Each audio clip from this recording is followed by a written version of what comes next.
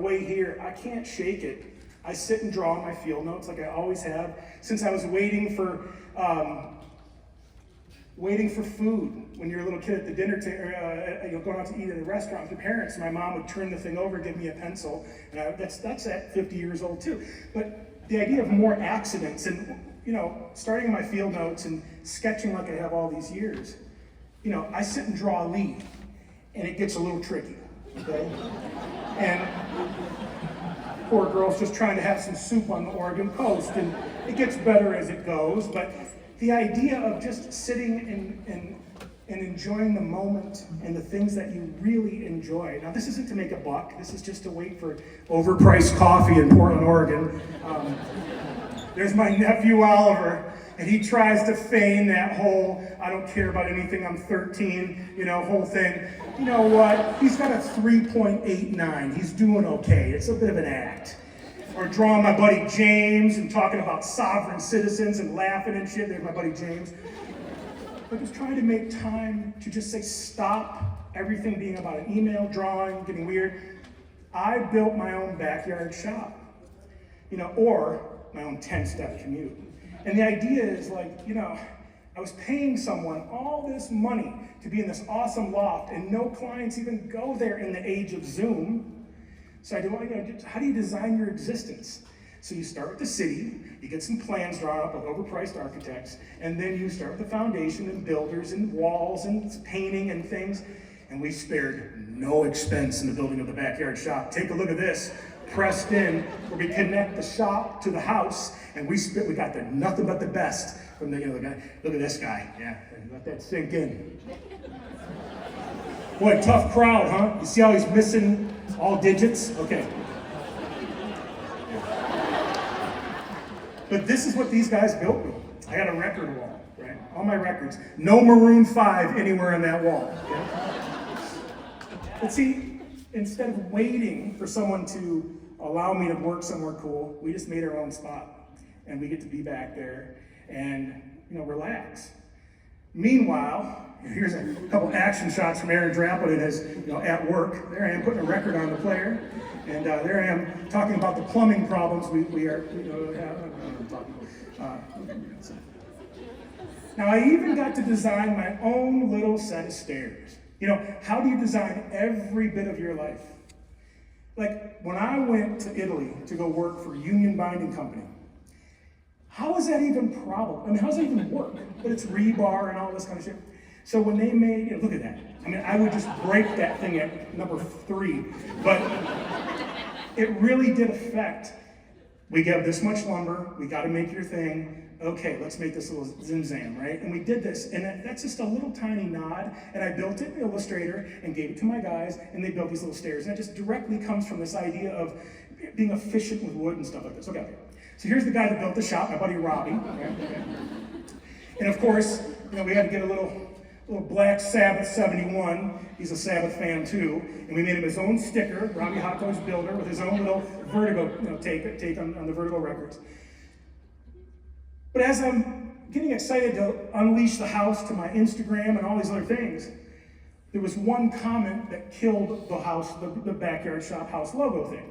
So I designed this thing, and all the energy happening, exploding inside this little profile of the place, and there was one comment that killed it.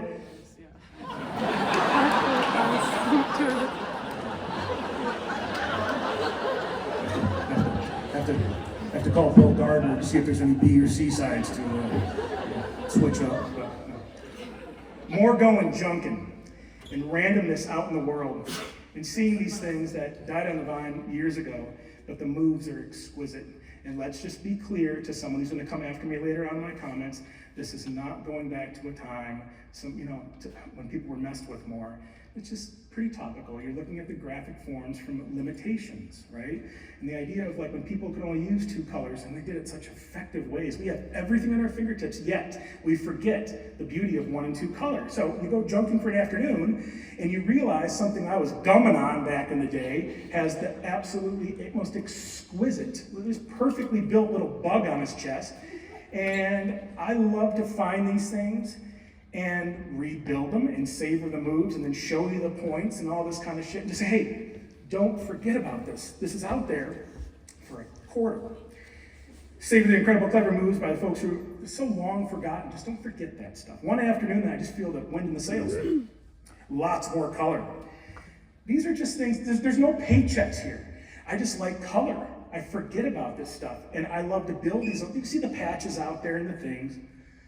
But just kind of pushing myself to go to realms that are uncomfortable. And I've just been making these little spectrum things. And these are how I warm up in the morning to get ready to go and have my heart broken by the client or whatever.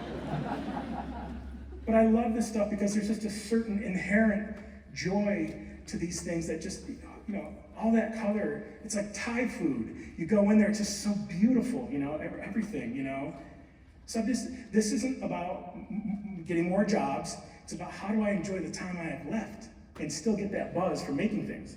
So more and more and more, I just like to make things, draw things, procure things, build things, simply to delight myself, right? Or maybe a couple of you guys, maybe, right? More mom time. I love my mom. She's 79 years old. And we've been going back every summer. I do 2 weeks at the start of the summer, 2 weeks at the end of the summer. I bookend it. I get 1 month with my mom, June, July, and August.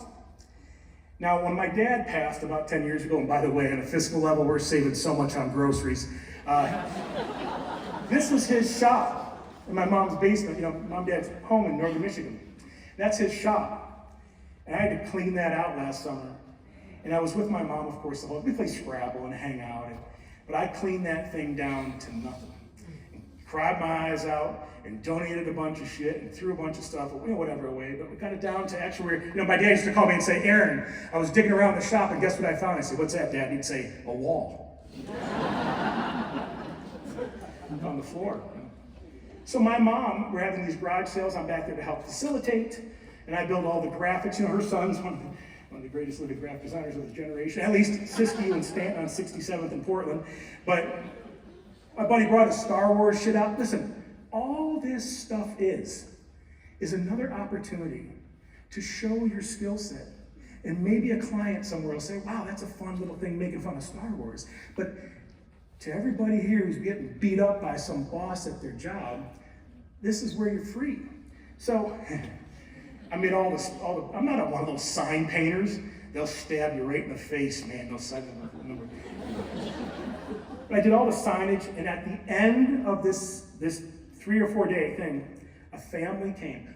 What are we going to do with the stuff that didn't sell? We had a free day. People ravaged it. They were bringing buses out from churches. Go for it. And there was still just stuff. And this family came, 15 minutes to go, and unloaded everything and took it away from my mom's. I just cried my eyes out because it was like we were going to these women's resource centers and whatever dumps and things. And she is job number one, my mom, right? So more mom time.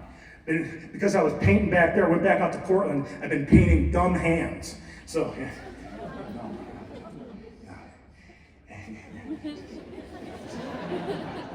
I don't even know. But just the act of enjoying listening to a record and getting weird, make time for this shit. It's all inside us. Now, who remembers, work hard for them, all that shit in the 80s? Remember the Pointer Sisters? We call these the Pointer Brothers. A little sticker set, you can point them up, point them down, whatever you want.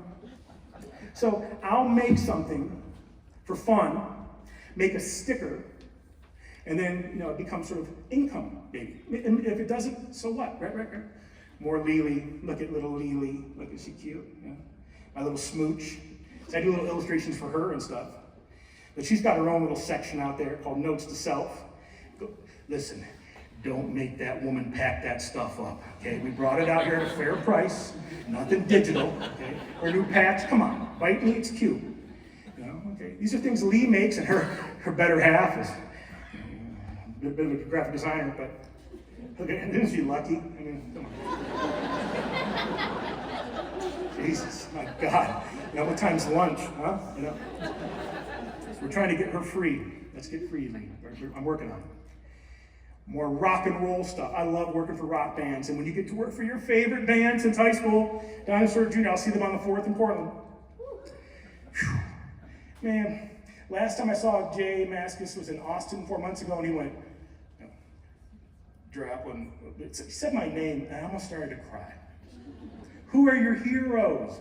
And I love Dinosaur Jr., so we get to do their fall tour poster, and that's how it gets built. You guys did this on the Adobe stage, same shit. But look at Murph playing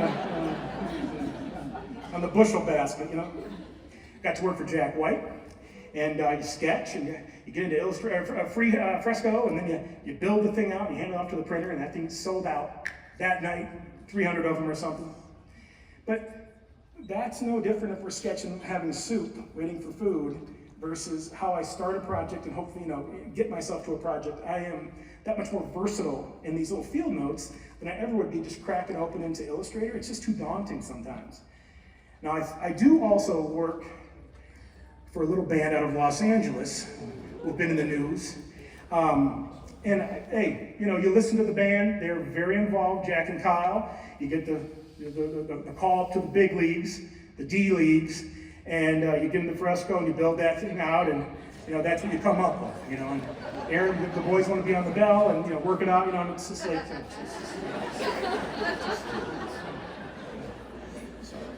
Hey, I'm a good worker, okay? Okay, middle-aged jitters. There they are. I can feel them down in my feet. And that might just be, onset, something, but I can feel it coming up, Are 49-year-olds allowed to make a kick-ass record? Now, who here, back in the day, loved Superdrag? Couple. People, the beautiful people. Okay, you're cool. Aaron Draplin passed them up. I thought they were pretty boys. I thought they were on MTV. I thought, man, on the radio, I like the Jesus Lizard. I like Guided by Voices. I like Sebadoh and all this other indie schmidsmadge, right? And I passed them up. Well, a couple years ago, I started to listen to it because I got called out by some buddies in Knoxville. I said, Draplin, you love all this power pop stuff. Why aren't you a bigger Superdrag fan? So I get it, I buy it, I love it. I go crazy for all the records. I get all the Lees of Memory, that's one of their other side bands. This is a band that hit it big almost 30 years ago. 97, hit it big, from Little Knoxville, Tennessee. Now I get to go see a reunion show. I meet the band, and I got to do their poster that night. So I get to know the band, I get to do a poster for someone I screwed up on. I get right with these guys, I love these records. Meet the band, climb all over them, same Cabela's Bargain Cave shirt, and then I get a call from John saying, Draplin, want to do my new record? And he's sending me these songs, and each week I'm getting these little just kind of wood shopping kind of things, and it's awesome, and the songs are great. And are 49-year-olds allowed to make these beautiful, energetic, awesomely crafted songs? They are. But it's hard getting old because you feel like, well, you shouldn't be making a record when you're 50 years old or whatever you want to call it, but he did. And I just go crazy. So it's like I dig in and I get down to the work. Of course, there's no money involved. I don't care. I love making a record. And then we do a couple comps, and it's not quite feeling it. I'm doing kind of autobiographical stuff. He's not quite feeling it, but he's the sweetest guy, and he lets me down the nicest way. Aaron, can maybe try some of this? And I try some little crusty comps on my, sketch and color them up, and he's not quite feeling it, but I just wonder if I'm making it harder for him to pick, because I just want to do so good for this guy, because I don't want to screw it up, because I just love the bands, I love the output, and I love this sort of rumination on what it means to be getting older, right? So I just keep making things weirder and weirder like I often do, and I start to do these sketches. What do you think of this? We hide you behind the little elements. And then I just go all in, screw it, I'm gonna make these collages. And then he says, I love the center part. And I do a couple things, and that leads to this. Now this is the record cover. Now when he built these songs a couple years ago, by the time they were actually recorded, he went through a divorce, I think, and some scary stuff. So it was a kind of a dark record, and he didn't want to quite tell me that. So we made everything sort of intense and molten and sort of hot and dark, we'll just say. And it had all this cool colored vinyl, and when you open the record up, it was just absolutely beautiful. This comes out Friday, pretty soon here. And we worked on this, at the start of the summer. And there's a CD, all the way down to they made tapes too. And I've only made one tape in my life, so cool. But the larger note is, he's absolutely allowed to make cool things. See, out of that collage, he liked that, but it maybe wasn't the right feel, but that was enough to go build out all the singles. So before the record came out, every 2 weeks, a single would come out, we'd drop a new collage, new single, building up to when the record comes out on Friday, right? Now see, that's a dream job. There's no paycheck involved, because I don't really care about that. How do you use your time, what time you have left, to make beautiful things? So just take it, John. Take the abuse. Look at me, poor guy climbing all over him. More little memo books, always field notes. Yet listen, you know about the field notes. By the way, is it your first day on earth, the way you've ravaged that merch table? Thank you from I've been watching people out there just raking the entire thing and trying to pay with a Taco Bell premium card. I don't even know what that means. That's all right, we're up to whatever.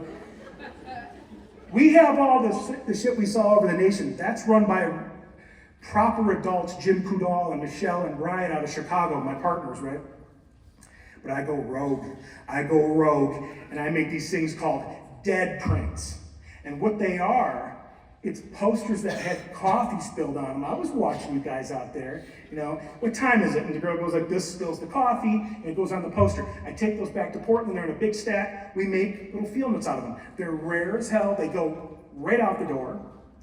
In 2019, we did the deader prints, more dead stuff, and this sold, I think we did 5,000, we sold them in a weekend. Now this isn't at headquarters where there's all these little people in the back. This is Lee and I in Portland, and Lee going, wait, 2 per human, 2,500 orders? Hey, getting free, right? Okay, so then we did the deadest this year, right?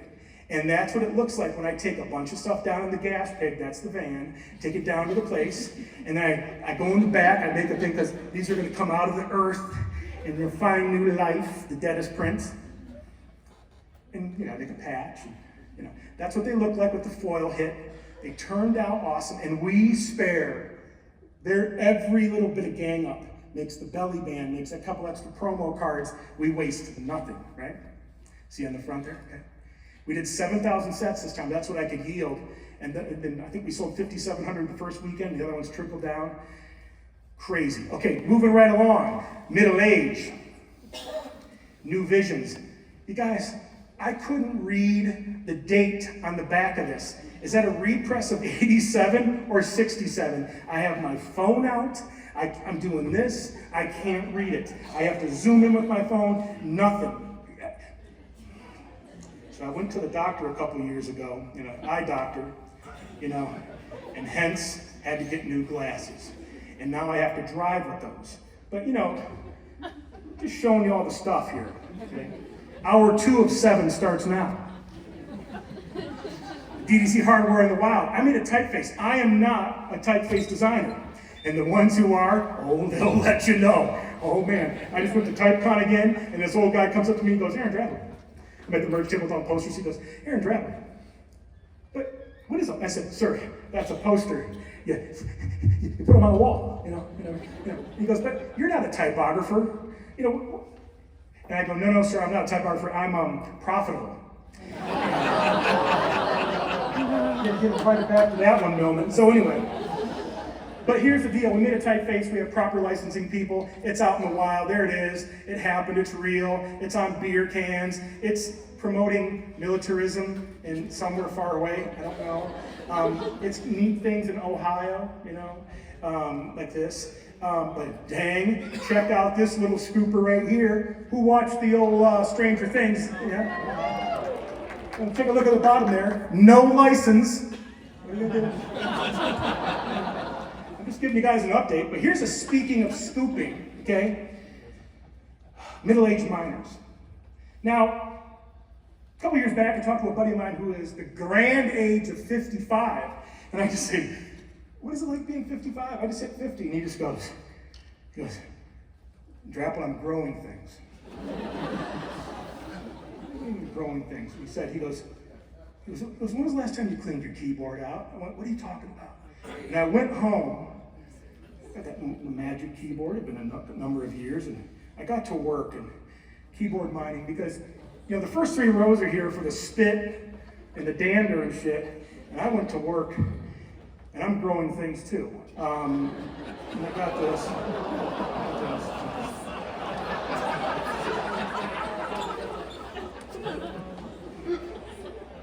his hands are pretty soft.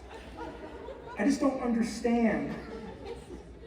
Anyway, moving right along. You know what you do is you just scoop it up, you have a little protein sandwich. Now, Lee and I have been going to the desert for years. We go out and get lost in that middle of nowhere Mojave Desert. We see big rocks. We go rent these cute, incredible, that's my buddy's place in 29 Palms. And everything's perfect there, my buddy Jerry. And then I'm digging around in there and I about die. Where's my friend with the taranch? Because I open this thing up and I bring it up to my face to get a little puff, and it's this. And I about died, because that means that shit's crawling around there, right? In 29 Palms. Now, we did a little bit of gambling, and Aaron Drapp hit that 34. That's $1,200. I mean, everything I was taught, shit canned, and I'm out there throwing $25 on 34, and then it hit. Some guy from the Philippines and I were hugging and kissing, jumping up and down because we hit. We made buddies. Now, here I am, working on my Olympic, you ought to see me in that pool. You know, SeaWorld isn't the most fashionable thing because they mess with the fins of the, but with Lee and I back there, it's like a SeaWorld skit, and she has the herring and I breach. Take it back down. We've been going to the desert. My favorite project from the last 5 years, I got to do a stamp for America. And see, this is dedicated to our mail guy, Fawn. Be cool to the mail people, to the UPS guy. Don't be snapping your fingers at the DHL guy, all right? Dedicated to Fawn and his family, because they are immigrants. And for the record, that stamp wasn't some bullshit, xenophobic. This was dedicated to the novel concept that we are a land of immigrants. The words Fawn. I know you're not supposed to get political, and I didn't quite bring my Trump wand with me, and I didn't have it charged up to check at the door. But they attached whatever bullshit they did to that stamp. I'm a stamp collector, and I got to work for America. Right? My America. It might be different than my uncle's, but down there making friends, going ape shit, screaming in the lot when it came out in Portland. I got to make a stamp. That's a dream job. Favorite project from the last year. I don't like country music. Songs about daddy's hands and pickup trucks and shit. I don't like it. But I do like Chris Stapleton. I got to do a logo for him. I got to do some records for him. I did the ad mat stuff for him. I stared his ass down in the backstage. And then you get to do his record. I spent 11 months last year working on his new record. And we did the entire thing, all the flaps and the folds and the cool little things. And this is not 1,000 records for my buddy John, or a couple thousand for John Davis. Their first pressing was almost, I think, 180,000. That's like Taylor Swift shit, right? So this Chris Stapleton. And you got to do all the singles. This is not, it's bigger than the backyard. And why I like to show this is because I never felt like they were one of the biggest acts in country music. They're so down to earth. They're good to their roadies. They were good to me. They're incredible, nice, sweet, on top of it people. It was all over the world, going crazy in my record store when it came out. I'm a fan of Chris. I love his records. He got me. I like Sturgill. I like your Jason Isbell, so I get to work for Isbell. I like your Margaret Price and all that kind of new Nashville. But man, I kind of was reluctant because he's big, and that's just, there's some lessons there for me. Yet, when you do a poster for the Grateful Dead, I'm getting to that, but when I make these things like this, and it shows up on someone's leg, that just blows my mind. When I did this shit for the Grateful Dead, that was my builder. For the Grateful Dead, this has been, I get one a month where this shows up. I don't even know where that is, maybe on the leg, something like this that we did when I went to Birmingham, England. That was the t-shirt I did. I did the t-shirt for you guys here. Awesome, they look great. I don't even know where that is on the body, but somewhere. You guys, the book, remember the book deal, height, weight, you should expect to sell, whatever that marketing lady told me back in 2015 in big city, New York City. Shit, she told me you'll be lucky to sell 4,500, Aaron, based on your face and all that, whatever. The book continues to sell. I took Lee and the Gas Pig for 3 tours. We drove across America. Look at the Gas Pig shipping merch and sketchy shit like this all over the nation, you know. Poor girl. 100 shows all over America, 3 tours. This kind of stuff going wild. I was in Fort Worth. Making friends all over Hell's Half Acre. These are new selfies for new times. You know, just really getting in there and meeting the populace. You know, just. But this makes sense because I come from a close-knit family, and I used to say goodbye to my dad, and my mom would get the shot. Yeah, okay, do the shot, and I'd get right in. Now you have to understand. Do we have any engineers in the crowd? Because we're talking micrometers between the teeth and the lips. But all that muff looks like I'm making out with my dad. And I would post this shit, and my dad, and these comments would come in, unfollow. That's what you do to your dad. You know, and it's, you know, he raised me right? My dad, I kissed my dad on the lips all my growing up. No different when I was this until he was 39.99 years old and, you know, bit the dust, as they say. But I'll see him again somewhere in the, you know, the ether. We'll see. Favorite story from the book, okay? I gotta be fast because I have a minute left. I went to a Tigers game when I was 1983. My dad, uncles, we go there. You're a kid. Look at my dad mid-sip at a Tigers game. So pissed off, the beers are $9. They bought him 2 beers. Anyway, we go to the game and my dad says to me, he says, I'm gonna get you a ball. And I got my glove. You know, I'm a third baseman up in 3rd grade or something. And my uncle's, oh, you're not gonna get him a ball. Come on, you know, you don't tell your kid that. You know, my dad, this Polish American night, he's all pickled, you know, on this expensive beer. And he says, don't worry. So, you know, my cousins take me down for batting practice. A couple balls hit. They drag the kids over. You know, they drop them, they grab them. I didn't get them. We get back to the thing. You get a ball there? No, I didn't get a ball. I got my mitt. I'm going to get you a ball. Don't worry. Bunch of innings go by.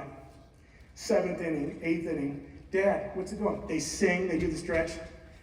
Cleveland Indians. Ron Hassey tips one back. We're on the third base. Hits the rafters. A couple rows. My dad fucking dives. Mid-sip, he's got his beer, 1983, dives, doesn't spill the beer, gets the ball.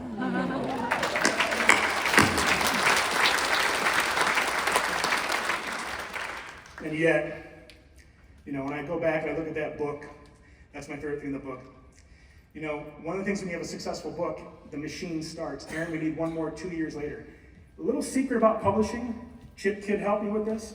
Chip Kidd. I got 11%, I got one finger on that thing, okay? That's the real. And it's up to its 13th printing now, right? You can see the book out there, you know. So, you know, here's the thing. I don't care if it hit whatever number it's hit now. You know, what I am so proud of is it was affordable. And no one saw all the books all the books I gave away in Indiana that couple times, you know. So thank you to everyone who bought the book. Thank you. Okay, I gotta go fast. Now we have a new website coming, and it's got everything. It's taken me 3 summers. Where do you find the time? The rock and roll section, as they drop down, now we're up to, I don't know, it's like 66 or something, I don't know. But I want to show everything. It's not to get more work. It is to celebrate every job, big, little, and small. You can filter big jobs, medium jobs, shit that didn't make me anything. And see 400 logos in all their glory now. They get buried by time, right? Every poster, all in one spot. 160 hats. So we are bracing for impact, because we've never shown, my site was built in 1997, and then 2004. It's been that way since 2004, and I know it's a turd, but it's all gonna be up there. All the junking, all the stuff. Some recent work will get you out of here. Stuff for oranges, I love an orange. I love an orange. You know, make a poster for it. We're working for Mark Maron, beer cans, my buddy Dean Del Rey, a comedian, his little dog Gertie, do the sweatshirt, all the stuff. Pizza boxes for Sizzle Pie, eat pizza every day. The doc wouldn't be too cool with that, but Thing Festival, always make it a little, see, I've been drawing, right? That's just on the iPad. Am I allowed to be an illustrator? Who cares? Just go do it. Can you hold a pen? Try. You know what I mean, right? Yeah. I know there's all this, some fucking subscription service you can get on, something and listen to some guy be like, believe in yourself, go wander and all this. Just have some fun, You gotta be careful with this. I got caught in like some kind of 41-minute medley or something while I was researching these guys. And anyway, they help benefits all over the world. It's awesome. Hot dog stickers, hot dog mandala, it's awesome. A bit of a gambler up here. I love to gamble once a year. And you can check them out. You saw them, they're all gone. My little baby sister Leah, who does my nails, I did her logo for her, What Matters, My buddy O did his Marshmallow record. Gotta get you out of here, I'm over time. Oh, something for NASA. NASA, they use like empirical evidence and things like science and logic and like, the angle of the dangle divided by the coefficient of the hypotenuse. That's real, right now. So I got to work for NASA. And snowboarding goggles, I haven't been outside since 1997 or something. Jason Isbell posters, DDC Fuzz, Tenacious D again, they ask, I deliver, They ask, I deliver. We got to go to South by Southwest, sold so many posters. You guys have to understand, for a lot of years, I wasn't allowed in at South by Southwest because I'm not a rock poster guy. I'm a designer who makes a couple rock posters, but I've done some rock posters and a bunch of other posters. Finally got to go because you know what they want to do? They want to sell at South by, so they let us all in. It's been awesome. When they call you in Oregon to do the corn maze, do the corn maze. All right, sorry about the language. Look at Lee on the big chair. I was out there with the, leaving the little trail because riding wheels in case I got lost. And slowing down and enjoying the little things like that. Just taking it, just hogging up the road, Big things too. Listen, we like to pretend that it's all gonna be this forever and ever. I'm gonna make sure it's an arc. And wherever I'm at, if I'm past the hump of improbability being in front of all you guys today, thank you. Or saying, I hit it 3 years ago, and now we wind down until I die at the edge of the woods in a pile of brush. Who knows, that might be years from now. Could be. Just incredibly thankful that I got to pull all this shit off. So, okay, wait, buy some mirth. Which way is it at? Oh, wrong, typo, a little bit of a typo. We're over there. Okay. Special thanks to the ever-patient Amy, who has always been so gracious and cool and on top of shit and believed in me all the way back when I was just a little baby Aaron Draplin of like 10 or 11 years old. Thank you. And Alexis, has such beautiful emails. Thank you. And to all How Peoples coming to this, listening today, and going to future things, thank you for coming by. Thank you. All right. This one's for my dad, always. All right.